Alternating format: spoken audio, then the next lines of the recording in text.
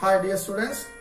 In the unit management accounting management accounting function analysis of financial data. Financial data analysis is a function module chapter analysis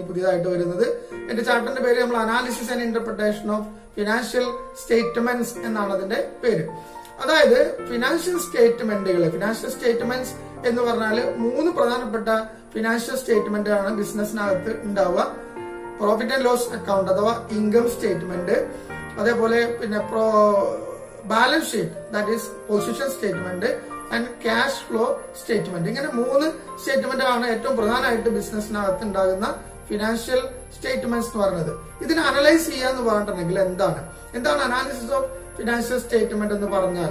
analysis ചെയ്യാന്ന് പറഞ്ഞാൽ ആ വേർഡിന്റെ meaning നമ്മൾ പറയാ detail study നടത്തുക എന്നാണ് അതിന്റെ meaning നമ്മൾ പറയാം. എന്താണ് ഡീറ്റെയിൽ സ്റ്റഡി എന്ന് പറഞ്ഞാൽ?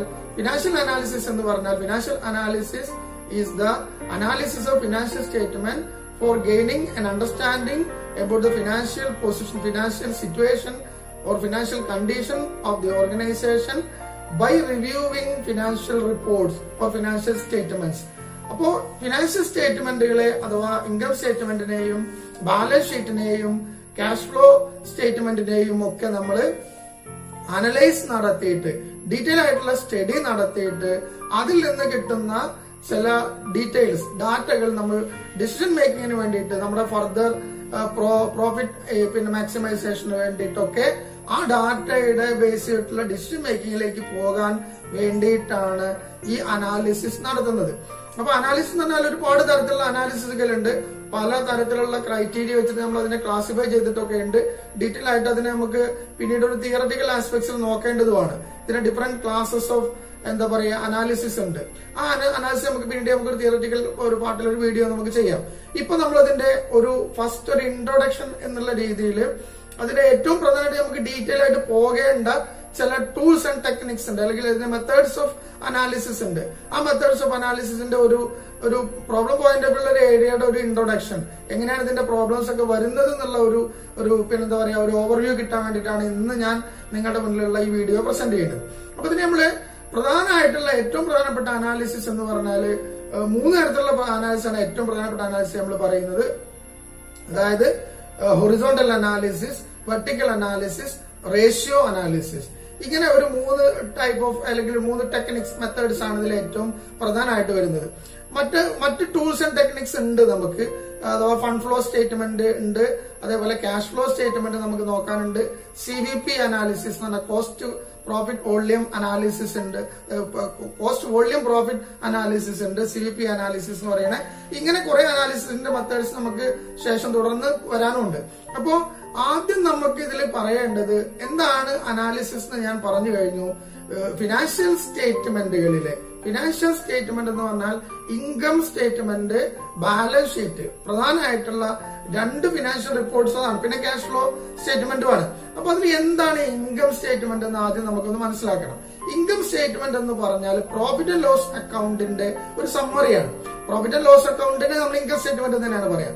എന്താണ് പ്രോഫിറ്റ് ആൻഡ് ലോസ് അക്കൗണ്ട്? നമുക്കറിയാം, പ്രോഫിറ്റ് ആൻഡ് ലോസ് അക്കൗണ്ട് എന്ന് പറഞ്ഞാല് നമ്മുടെ ബിസിനസിന്റെ നെറ്റ് പ്രോഫിറ്റ് കാൽക്കുലേറ്റ് ചെയ്യുന്ന ഒരു സ്റ്റേറ്റ്മെന്റ് ആണ്. അപ്പൊ അതിനകത്ത് വരുന്ന എന്താണ്? നമ്മുടെ മേജർ ആയിട്ടുള്ള റവന്യൂ ആയിട്ടുള്ള സെയിൽസ്, അതേപോലെ അതിൽ നിന്ന് നമുക്ക് ബിസിനസ്സിൽ നിന്ന് കിട്ടുന്ന ചില അതർ ഇൻകംസ് ഉണ്ട്. ഓപ്പറേറ്റിംഗ് ഇൻകംസും ഉണ്ട്, നോൺ ഓപ്പറേറ്റിംഗ് ഇൻകംസും ഉണ്ട്. ഈ ഇൻകംസ് റവന്യൂസ് എല്ലാം കൂടി ആഡ് ചെയ്ത് അതിൽ നിന്ന് എക്സ്പെൻസസ്, അതിന് എക്സ്പെൻസിന് നമ്മൾ ഡയറക്റ്റ് എന്നും ഇൻഡയറക്റ്റ് എന്നും രണ്ട് തരത്തിലുള്ള എക്സ്പെൻസുകൾ ഉണ്ട്. നമ്മൾ പ്രോഫിറ്റ് ആൻഡ് ലോസ് ഒക്കെ ഉണ്ടാക്കുമ്പോൾ trading account, profit and loss account എന്നുള്ള രണ്ട് കാറ്റഗറി ആയിട്ട് ഉണ്ടാക്കാന്നൊക്കെ നമുക്ക് ഓർമ്മയുണ്ടാവും. അപ്പൊ ട്രേഡിംഗ് അക്കൗണ്ടിൽ നമ്മൾ എന്താണ് എടുക്കുന്നത്? ഡയറക്റ്റ് എക്സ്പെൻസുകളാണ് നമ്മൾ മനസ്സിലാക്കിയിട്ടുണ്ട്. അപ്പോ ശരിക്കും ഒരു ബിസിനസിന്റെ പ്രോഫിറ്റ് എന്നുള്ളതിന്റെ മീനിങ് നമുക്കറിയാം. ഓൾ ഇൻകംസിൽ നിന്ന് ഓൾ എക്സ്പെൻസസ് മൈനസ് ചെയ്താൽ കിട്ടുന്നത് എന്താണോ അതാണ് നമ്മുടെ ഒരു നോർമൽ ആയിട്ടുള്ള പ്രോഫിറ്റ്, അക്കൗണ്ടിങ് പ്രോഫിറ്റ് എന്ന് പറയാം. ഈ അക്കൗണ്ടിങ് പ്രോഫിറ്റ് ഒരു സ്പെസിഫിക് ഫോർമാറ്റിൽ നമ്മൾ കണ്ടുപിടിക്കുന്നതാണ് പ്രോഫിറ്റ് ആൻഡ് ലോസ് അക്കൗണ്ട് എന്ന് പറഞ്ഞാൽ. അഥവാ റവന്യൂസ് ഒക്കെ ഒരു സൈഡിൽ, ഇൻകംസ് ഒക്കെ ഒരു സൈഡിലും എക്സ്പെൻസസ് ഒക്കെ ഒരു സൈഡിലും എഴുതിയിട്ട് നമ്മൾ അതിനെ ബാലൻസ് ചെയ്തിട്ട് നമ്മൾ എന്ത് ചെയ്യുന്നു? പ്രോഫിറ്റ് എത്രയാണെന്ന് കണ്ടുപിടിക്കുന്നു. അപ്പൊ നമ്മൾ ഇവിടുത്തെ ഒരു പർപ്പസിന് വേണ്ടിയിട്ട്, മാനേജ്മെന്റ് അക്കൗണ്ട് പർപ്പസിന് വേണ്ടിയിട്ട് നമ്മൾ പ്രോഫിറ്റ് ആൻഡ് ലോസ് അക്കൗണ്ട് എന്ന് പറയുന്ന നമ്മൾ നേരത്തെ പഠിച്ചിട്ടുള്ള ട്രേഡിംഗ് പ്രോഫിറ്റ് ആൻഡ് ലോസ് അക്കൗണ്ടിന്റെ ഒരു ഫോർമാറ്റിലുള്ള trading profit and loss account അല്ല നമ്മൾ ഇവിടെ എടുക്കുക. അതിന്റെ ഒരു സമ്മറി ഉണ്ട്, ഇൻകം സ്റ്റേറ്റ്മെന്റ് എന്നാണ് നമ്മൾ അതിനെ ഒരു ബ്രീഫ് ആയിട്ട് പറയുന്നത്. അപ്പൊ ഈ ഇൻകം സ്റ്റേറ്റ്മെന്റിന്റെ ഒരു ഫോർമാറ്റ് നിങ്ങൾക്ക് എല്ലാവർക്കും അറിഞ്ഞിരിക്കണം. അപ്പൊ ആ ഫോർമാറ്റ് എന്താണെന്നാണ് ഞാനിപ്പോ നിങ്ങളോട് പറയുന്നത്. അതിന്റെ ഒരു സ്ലൈഡ് ഞാൻ നിങ്ങൾക്ക് ഷെയർ ചെയ്യുന്നുണ്ട്, അത് നിങ്ങൾക്ക് ഇവിടെ കാണാം. ആ സ്ലൈഡിനകത്ത് നിങ്ങൾക്ക് നോക്കിയാൽ കാണാൻ പറ്റും അതിൽ വരുന്ന പ്രധാനപ്പെട്ട ഡീറ്റെയിൽസ് എന്തൊക്കെയാണ്, ഇൻകം സ്റ്റേറ്റ്മെന്റിൽ എന്താണ് ഉണ്ടാവുക. അപ്പൊ അതിന്റെ വൈഡ് ആയിട്ടുള്ള ഒരു രൂപമാണ് ഞാൻ ആദ്യം തന്നെ പറയുന്നത്. പിന്നെ അതിൽ ചില കാര്യങ്ങൾ ചിലപ്പോൾ നമുക്ക് തരുന്ന ഡാറ്റയിൽ ചിലപ്പോൾ ഉണ്ടാവില്ല, അപ്പൊ നമ്മൾ അതിനെ മെയിൻ ചെയ്യേണ്ട വെച്ചാൽ മതി. നോർമലി ഒരു ഇൻകം സ്റ്റേറ്റ്മെന്റിൽ അത് സ്റ്റാർട്ട് ചെയ്യുന്നത് വിത്ത് ടോട്ടൽ സെയിൽസ് ആണ്, ഗ്രോസ് സെയിൽസ് കൊണ്ടാണ് സ്റ്റാർട്ട് ചെയ്യുക. അപ്പൊ ആദ്യം ഉണ്ടാവുക ഒരു ഇൻകം സ്റ്റേറ്റ്മെന്റിൽ ഗ്രോസ് സെയിൽസ് ആണ്. ഗ്രോസ് സെയിൽസ് എന്ത്? ഈ ഗ്രോസ് സെയിൽസ് എന്ന് പറഞ്ഞാല് റിട്ടേൺ കുറക്കുന്നതിന്റെ മുന്നുള്ള സെയിൽസിനെ നമ്മൾ ഗ്രോസ് സെയിൽസ് എന്ന് പറയുന്നത്. അപ്പൊ ഗ്രോസ് സെയിൽസ് ഏറ്റവും മുകളിൽ ഉണ്ടാവും ഇൻകം സ്റ്റേറ്റ്മെന്റിന്റെ. ഒരു സ്റ്റേറ്റ്മെന്റ് ആയിട്ട് ചെയ്യുമ്പോൾ നമ്മൾ താഴെ ഇങ്ങനെ ഒരു പർട്ടിക്കുലർ കോളവും ഒരു എമൗണ്ട് കോളവുമാണ് ഇതിന് വേണ്ടുള്ളൂ. അപ്പൊ ഈ പർട്ടിക്കുലർ കോളത്തിൽ നമ്മൾ ഗ്രോസ് സെയിൽസ് ഉണ്ടാവും, എമൗണ്ട് കോളത്തിൽ അതിന്റെ എമൗണ്ട് ഉണ്ടാവും, ലെസ് റിട്ടേൺസ്, സെയിൽസ് റിട്ടേൺ അതിൽ നിന്ന് മൈനസ് ചെയ്യും. അപ്പൊ നമുക്ക് എന്ത് കിട്ടും? നെറ്റ് സെയിൽസ് കിട്ടും. നെറ്റ് സെയിൽസിൽ നിന്ന് പിന്നീട് നമ്മൾ കോസ്റ്റ് ഓഫ് ഗൂഡ്സ് സോൾഡ്, നിങ്ങൾ കേട്ടിട്ട് പരിചയമുള്ള തന്നെയായിരിക്കും കോസ്റ്റ് ഓഫ് ഗൂഡ്സ് സോൾഡ് എന്ന് പറഞ്ഞാൽ ശരിക്കും നമ്മള് അതൊരു നെറ്റ് ഫിഗർ ആണ്. കോസ്റ്റ് ഓഫ് ഗൂഡ്സ് സോൾഡ് എന്ന് പറഞ്ഞാൽ opening stock plus purchases plus direct expenses minus closing stock. ഇതിനെ ഈ പറയുന്നതിന്റെ ഒരു നെറ്റ് ഫിഗർ ആണ് നമ്മൾ കോസ്റ്റ് ഓഫ് ഗൂഡ്സ് സോൾഡ് എന്ന് പറയുന്നത്. അപ്പോ ഈ കോസ്റ്റ് ഓഫ് ഗൂഡ്സ് സോൾഡ് നമ്മൾ എന്ത് ചെയ്യുന്നു? നെറ്റ് സെയിൽസിൽ നിന്ന് മൈനസ് ചെയ്യുന്നു. അപ്പൊ നമുക്ക് എന്ത് കിട്ടും? ഗ്രോസ് പ്രോഫിറ്റ് കിട്ടും. ഇത് നമ്മൾ ഗ്രോസ് പ്രോഫിറ്റ് ഒക്കെ കാണാനൊക്കെ നമ്മൾ സിമ്പിൾ ആയിട്ട് ഒരു ഇക്വേഷൻ ഒക്കെ പഠിച്ചിട്ടുണ്ടാവും. Net sales minus cost of goods sold is equal to gross profit എന്നൊക്കെ പഠിച്ചിട്ടുണ്ടാവും. അപ്പൊ അതിനെ നമ്മളൊരു ഫോർമാറ്റിൽ പറയാണ്. അപ്പൊ നമ്മൾ ആദ്യം കണ്ടത് ഗ്രോസ് സെയിൽസ് ലെസ് റിട്ടേൺ. അപ്പൊ നമുക്ക് എന്ത് കിട്ടുന്നു? നെറ്റ് സെയിൽസ് കിട്ടുന്നു. നെറ്റ് സെയിൽസിൽ നിന്ന് cost of goods sold minus ചെയ്യുന്നു. അപ്പൊ നമുക്ക് ഗ്രോസ് പ്രോഫിറ്റ് കിട്ടുന്നു. ഈ ഗ്രോസ് പ്രോഫിറ്റിൽ നിന്ന് നമ്മൾ എക്സ്പെൻസുകളിലുള്ള ഇൻഡയറക്ട് എക്സ്പെൻസുകളായിട്ടുള്ള ഓപ്പറേറ്റിംഗ് എക്സ്പെൻസുകൾ, അതിന് നമ്മൾ ഓപ്പറേറ്റിംഗ് എക്സ്പെൻസിന്റെ ഒരു നെറ്റ് ടോട്ടൽ ഫിഗർ ആണ് നമ്മൾക്ക് അവൈലബിൾ ആവുക ഡാറ്റ. അപ്പോൾ ആ ഓപ്പറേറ്റിംഗ് എക്സ്പെൻസസ് എന്ത് ചെയ്യുന്നു? ഗ്രോസ് പ്രോഫിറ്റിൽ നിന്ന് നമ്മൾ നെക്സ്റ്റ് സ്റ്റെപ്പിൽ മൈനസ് ചെയ്യുന്നു. മൈനസ് ചെയ്ത് കഴിഞ്ഞിട്ടുണ്ടെങ്കിൽ നമുക്ക് ഓപ്പറേറ്റിംഗ് പ്രോഫിറ്റ് കിട്ടുന്നു. ഇപ്പൊ ഞാൻ പറഞ്ഞത് പിന്നെ മേലെ നിന്നുള്ള കാര്യങ്ങൾ ജസ്റ്റ് മൈൻഡിൽ കൊണ്ടുവരുന്ന ലാസ്റ്റ് ഒന്നും കൂടി റിപ്പീറ്റ് ചെയ്യാം. അപ്പൊ ഓപ്പറേറ്റിംഗ് പ്രോഫിറ്റിലെത്തി. ഓപ്പറേറ്റിംഗ് പ്രോഫിറ്റിന്റെ കൂടെ നമ്മൾ ഒരു കാര്യം ആഡ് ചെയ്യുകയും ഒരു കാര്യം ലെസ് ചെയ്യുകയും ചെയ്താൽ, അഥവാ നോൺ ഓപ്പറേറ്റിംഗ് ഇൻകംസ് എന്ന് പറയുന്ന ഒരു ഐറ്റം ഉണ്ട്, അത് ആഡ് ചെയ്യുകയും നോൺ ഓപ്പറേറ്റിംഗ് എക്സ്പെൻസ് എന്ന് പറയുന്ന ഒരു ഐറ്റം ഉണ്ട്, അത് ലെസ് ചെയ്യുകയും ചെയ്യാം. ഇത് രണ്ടും ചെയ്തു കഴിഞ്ഞാൽ നമുക്ക് കിട്ടുന്ന ഫിഗർ നമ്മൾ net profit before interest and taxes എന്നാണ് പറയാം. ഇപ്പൊ ഞാൻ പറഞ്ഞ മേലെന്നുള്ള കാര്യങ്ങൾ വീണ്ടും ഒന്ന് മനസ്സിൽ കൊണ്ടുവരാം. ഇപ്പൊ നമുക്ക് ഓപ്പറേറ്റിംഗ് പ്രോഫിറ്റിൽ നിന്ന് നമ്മൾ എന്ത് ചെയ്തു? തൊട്ട് മുന്നേ രണ്ട് കാര്യങ്ങൾ, ഒന്ന് ആഡ് ചെയ്തു, ഒന്ന് ലെസ് ചെയ്തു. നോൺ ഓപ്പറേറ്റിംഗ് ഇൻകംസ് ആഡ് ചെയ്തു, നോൺ ഓപ്പറേറ്റിംഗ് എക്സ്പെൻസ് ലെസ് ചെയ്തു. അപ്പൊ നമുക്ക് net profit before interest and tax കിട്ടി. നമ്മളതിന് EBIT എന്നും കൂടി പറയാറുണ്ട്, earning before interest and tax. ഇനി ഈ EBITയിൽ നിന്ന്, ഏർണിംഗ് ബിഫോർ ഇൻട്രസ്റ്റ് ആൻഡ് ടാക്സിൽ നിന്ന് ഇൻട്രസ്റ്റ് നമ്മൾ മൈനസ് ചെയ്ത് കഴിഞ്ഞാൽ ഏർണിംഗ് ബിഫോർ ടാക്സ് കിട്ടും. പിന്നെ നമ്മൾ അതിൽ നിന്ന് ടാക്സ് മൈനസ് ചെയ്ത് കഴിഞ്ഞാൽ നെറ്റ് പ്രോഫിറ്റ് കിട്ടും. നെറ്റ് പ്രോഫിറ്റ് അവൈലബിൾ ടു എന്താ പറയാ, ബാക്കിയുള്ള ഡിവിഡൻഡ് ഡിവിഷൻ പ്രോസസ്സിനുള്ള പ്രോഫിറ്റ് നമുക്ക് കിട്ടും. ഇതാണ് നമ്മുടെ ഇൻകം സ്റ്റേറ്റ്മെന്റിന്റെ ഒരു ഫോർമാറ്റ്. നിങ്ങൾക്ക് അത് മനസ്സിലായി കാണുമെന്ന് ഞാൻ വിചാരിക്കുന്നു. ഗ്രോസ് സെയിൽസ് ലെസ് റിട്ടേൺ, നമുക്ക് നെറ്റ് സെയിൽസ് കിട്ടുന്നു. നെറ്റ് സെയിൽസിൽ നിന്ന് cost of goods sold minus ചെയ്താൽ ഗ്രോസ് പ്രോഫിറ്റ് കിട്ടുന്നു. ഗ്രോസ് പ്രോഫിറ്റിൽ നിന്ന് ഓപ്പറേറ്റിംഗ് എക്സ്പെൻസസ് മൈനസ് ചെയ്ത് കഴിഞ്ഞാൽ ഓപ്പറേറ്റിംഗ് പ്രോഫിറ്റ് കിട്ടുന്നു. ഓപ്പറേറ്റിംഗ് പ്രോഫിറ്റിന്റെ കൂടെ നോൺ ഓപ്പറേറ്റിംഗ് ഇൻകംസ് ആഡ് ചെയ്ത് നോൺ ഓപ്പറേറ്റിംഗ് എക്സ്പെൻസ് ലെസ് ചെയ്താൽ net profit before or earning before interest and tax കിട്ടുന്നു. അതിൽ നിന്ന് ഇൻട്രസ്റ്റ് കുറച്ചാൽ ഏർണിംഗ് ബിഫോർ ടാക്സ് കിട്ടുന്നു. ടാക്സും കൂടി കുറച്ചാൽ നെറ്റ് പ്രോഫിറ്റ് കിട്ടുന്നു. ഇതാണ് ഇൻകം സ്റ്റേറ്റ്മെന്റ്. ഇതിന്റെ സ്റ്റേറ്റ്മെന്റ് ആയിട്ട് നമുക്ക് മനസ്സിലുണ്ടാവണം എപ്പോഴും. കാരണം ഇതിനകത്തുള്ള ഫർദർ നമുക്ക് കുറെ പ്രോബ്ലംസ് ഒക്കെ ചെയ്യാൻ ഈ ഒരു ഫോർമാറ്റ് നമ്മുടെ മനസ്സിൽ എപ്പോഴും ആവശ്യമാണ്. ഇതാണ് ഇൻകം സ്റ്റേറ്റ്മെന്റ്. ഇനി ഞാൻ നിങ്ങളോട് നേരത്തെ പറഞ്ഞ എന്താണ് ഹൊറിസോണ്ടൽ അനാലിസിസ് എന്ന് നമ്മൾ നോക്കുമ്പോൾ ഈ ഇൻകം സ്റ്റേറ്റ്മെന്റ് ബാലൻസ് ഷീറ്റും കൂടി ജസ്റ്റ് ഒന്ന് പറഞ്ഞാൽ നമുക്ക് അതിലേക്ക് പോവാം. ബാലൻസ് ഷീറ്റ് എന്താണെന്ന് നമുക്ക് പിന്നെ അറിയാവുന്നതാണ്. എന്താണ് balance sheet? It's A statement of assets and liabilities. അല്ലെങ്കിൽ ഇത് നമ്മൾ എന്തായാലും പറയാ ഒരു പൊസിഷൻ സ്റ്റേറ്റ്മെന്റ് എന്നാണ് പറയാ. ഒരു ഭാഗത്ത് ഓൾ അസറ്റ്സ് എന്ന് പറഞ്ഞാൽ നമ്മൾ സാധാരണ കാറ്റഗറൈസ് ചെയ്തിട്ടൊക്കെ പറയാറുണ്ട്. Current assets, fixed asset and fictitious asset, intangible asset, ഇതെല്ലാം കൂടി ചേർന്നിട്ടുള്ള ടോട്ടൽ അസറ്റ്സ്. അസറ്റ്സ് എന്ന് പറയുന്നത് നമുക്ക് പൊതുവായിട്ട് നമ്മൾ കറന്റ് അസറ്റ്, ഫിക്സഡ് അസറ്റ് എന്നെങ്കിലും നമുക്ക് ക്ലാസിഫിക്കേഷൻ നിർബന്ധമായിട്ടും അറിയണം. അപ്പോ ഇതാണ് ബാലൻസ് ഷീറ്റിന്റെ ഒരു ഭാഗം. രണ്ടാമത്തെ ഭാഗം നമുക്കുള്ളത് ലാബിലിറ്റീസ് പാർട്ടാണ്, ലാബിലിറ്റീസ് സൈഡാണ്. അവിടെ നമ്മൾ പ്രധാനമായിട്ട് 3 ഹെഡുകളാണ് ലാബിലിറ്റീസ് സൈഡിൽ നമ്മൾ മനസ്സിലാക്കി വെക്കേണ്ടത്. ഒന്ന് share holders fund. Share holders fund എന്ന് പറഞ്ഞാൽ equity share capital, preference share capital, reserves and surplus എന്ന് പറയുന്ന ഒരു ഭാഗമാണ്. അതാണ് ഷെയർ ഹോൾഡേഴ്സ് ഫണ്ട് എന്ന് പറയുന്നത്. രണ്ടാമത്തെ ഒരു പാർട്ട് പിന്നെ ലോങ് ടേം ലാബിലിറ്റീസ് ആണ്. ലോങ് ടേം ലാബിലിറ്റീസ് എന്ന് പറഞ്ഞാല് debentures, loan, long term loan, ഇങ്ങനെയുള്ള കാര്യങ്ങളെല്ലാം കൂടി ചേർന്നതാണ് ലോങ് ടേം ലാബിലിറ്റീസ്. പിന്നെ അവിടെയുള്ളവ കറന്റ് ലാബിലിറ്റീസ് ആണ്. കറന്റ് ലാബിലിറ്റീസ് നമുക്കറിയാം creditors, bills payable, bank over draft, outstanding expenses, ഇങ്ങനെയുള്ള കുറെ കറന്റ് ലാബിലിറ്റീസ് ഉണ്ട്. കറന്റ് അസറ്റിനെ കുറിച്ച് നിങ്ങൾക്ക് ഒരു ഐഡിയ ഉണ്ടാവും ഞാൻ വിചാരിക്കുകയാണ്. Cash in hand, cash in bank, debtors, stock, ഇങ്ങനെയുള്ള ബിൽസ് റിസീവബിൾ, ഇങ്ങനെയുള്ള കുറെ കറന്റ് അസറ്റ്സ് നമുക്കറിയാം. അപ്പോ നമുക്കൊരു ബാലൻസ് ഷീറ്റിന്റെ ഒരു നോർമൽ പിക്ചർ നമ്മുടെ മനസ്സിലുണ്ടായിരിക്കും. ഒരു ബാലൻസ് ഷീറ്റിൽ ഉണ്ടാകുന്ന ഐറ്റംസ് അതിൽ ഇന്നതൊക്കെ കറന്റ് അസറ്റ്സ് ആണ്, ഇന്നതൊക്കെ ഫിക്സഡ് അസറ്റ്സ് ആണ്, ഇന്നതൊക്കെ ഷെയർ ഹോൾഡേഴ്സ് ഫണ്ടിന്റെ പാർട്ടാണ്, ഇന്നതൊക്കെ ലോങ് ടേം ലാബിലിറ്റീസ് ആണ്, ഇന്നതൊക്കെ കറന്റ് ലാബിലിറ്റീസ് ആണ്. ഇതാണ് ഒരു ബാലൻസ് ഷീറ്റിന്റെ പിക്ചർ. ബാലൻസ് ഷീറ്റ് നമ്മൾ ആസ് യൂഷ്വൽ എഴുതുന്ന അതേ ഫോർമാറ്റ് 2 രീതിയിൽ എഴുതാറുണ്ട്. ലിക്വിഡിറ്റി ഓർഡറിലും അതേപോലെ ഫിക്സഡ് ഓർഡറിലൊക്കെ നമ്മൾ എന്ത് ചെയ്യാറുണ്ട്, പല രീതിയിൽ ഓർഡറിലും എഴുതാറുണ്ട്. ആദ്യം ഫിക്സഡ് അസറ്റ്സ്, പിന്നെ കറന്റ് അസറ്റ്സ് എന്നുള്ള ഓർഡറിൽ. അപ്പൊ ഇപ്പുറത്തെ ആദ്യം കറന്റ് ലാബിലിറ്റി ലോങ് ടേം ലാബിലിറ്റീസും പിന്നെ ഷെയർ ഹോൾഡേഴ്സ് ഫണ്ടും ആദ്യം എഴുതിയിട്ട് ലാസ്റ്റ് കറന്റ് ലാബിലിറ്റീസ് എഴുതും. ഇങ്ങനെ ഏത് ഓർഡറിൽ എഴുതിയാലും നമുക്ക് തന്നിരിക്കുന്ന ഓർഡറാണ്. ഇപ്പൊ നമുക്ക് ഇവിടെ ഡാറ്റ തരും, അനാലിസിസിന് വേണ്ടിയിട്ട് നമുക്ക് ഡാറ്റ തരും. ആ ഡാറ്റയെ നമ്മൾ അനാലിസിസ് നടത്തിയാൽ മാത്രം മതി. എന്ന് പറഞ്ഞാൽ ഇൻകം സ്റ്റേറ്റ്മെന്റും ബാലൻസ് ഷീറ്റൊക്കെ നമുക്ക് തരും. അത് തന്നിട്ട് അതിനെ അനലൈസ് ചെയ്യാണ് നമുക്ക് വേണ്ടത്. അപ്പൊ അനാലിസ് ചെയ്യാൻ വേണ്ടിയിട്ടുള്ള ആദ്യത്തെ ഒരു 2 ടൂള് അല്ലെങ്കിൽ 2 മെത്തേഡ്സ് നമ്മൾ പറഞ്ഞു. 2 തരത്തിലുള്ള അനാലിസിസ് നമ്മൾ പറഞ്ഞത് ഹൊറിസോണ്ടലും വെർട്ടിക്കലും ആണ്. ഹൊറിസോണ്ടൽ അനാലിസിസ് എന്ന് പറഞ്ഞാൽ 1-2 വർഷത്തെ അല്ലെങ്കിൽ 2-ലധികം വർഷത്തെ ചിലപ്പോൾ ഡാറ്റ ഉണ്ടാവും. അങ്ങനെയുള്ള 1-ൽ കൂടുതൽ വർഷത്തെ ഡാറ്റയെ, ഫിനാൻഷ്യൽ ഡാറ്റയെ നമ്മൾ കമ്പയർ ചെയ്യുന്ന ഒരു പ്രോസസ്സാണ് നമ്മൾ ഹൊറിസോണ്ടൽ അനാലിസിസ് എന്ന് പറഞ്ഞാല് analysing the data from the different പീരിയഡ്സിലുള്ള from the financial statements of different periods.